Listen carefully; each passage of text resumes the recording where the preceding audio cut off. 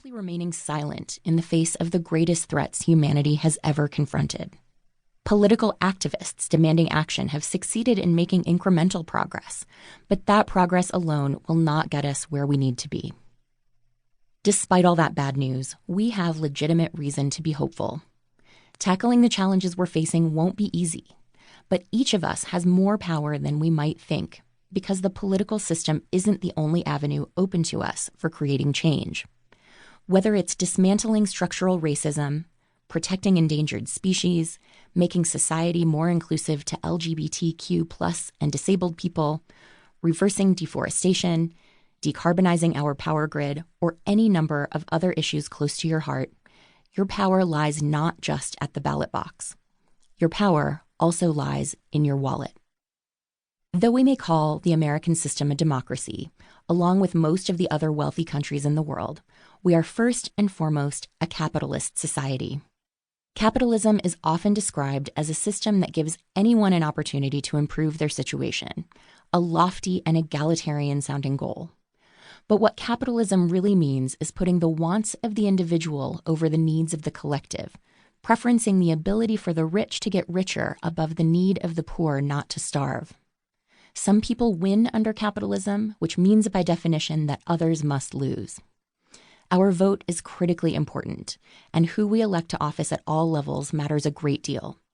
But in a flawed capitalist system like ours, one that rejects most attempts to level the playing field as antithetical to the free market, the driver of change is not always our vote. Very often, it's how we use our money. Companies spend billions of dollars on advertising and marketing to attempt to persuade us in our decision-making. But ultimately, it's up to us and our role as consumers, not as voters, to determine where society and the planet are headed. For example, when I was born 40 years ago, ubiquitous bottled water was simply not a thing.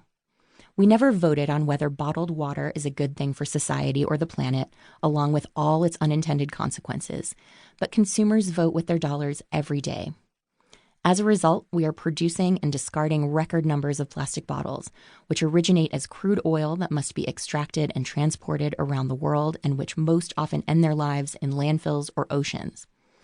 Also not a thing 40 years ago, fast fashion, the cheap clothing found at stores like H&M, Uniqlo, and Zara that exists not in seasonal collections, but in monthly or even weekly collections that relentlessly chase the latest microtrends. These chains pump out massive volumes of new garments that, like plastic bottles, most often end up in landfills after only a short time, and are made possible by exploiting already underpaid laborers, almost entirely in countries with minimal or non-existent labor and environmental laws. Both examples, and these are only two, show the dramatic impacts on people, society, and the planet that we as consumers have made without understanding the consequences of our actions, and, more importantly, without politics or elections coming into play.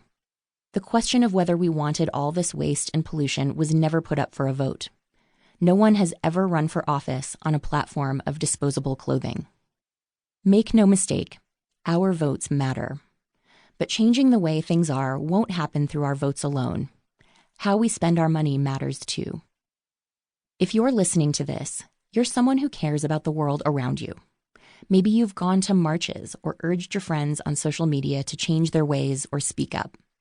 Maybe you've made the choice to buy or not buy something based on your closely held beliefs about what's right.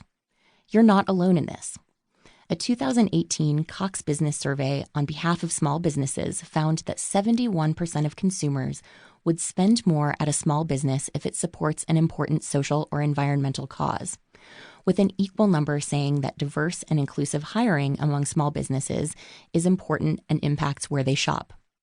According to a 2018 Nielsen study, 85% of millennials and 79% of Gen Xers believe companies should focus on improving the environment.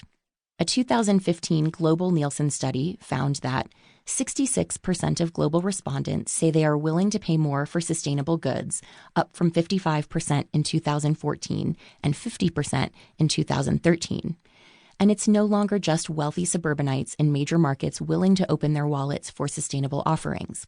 Consumers across regions, income levels, and categories are willing to pay more if doing so ensures they remain loyal to their values.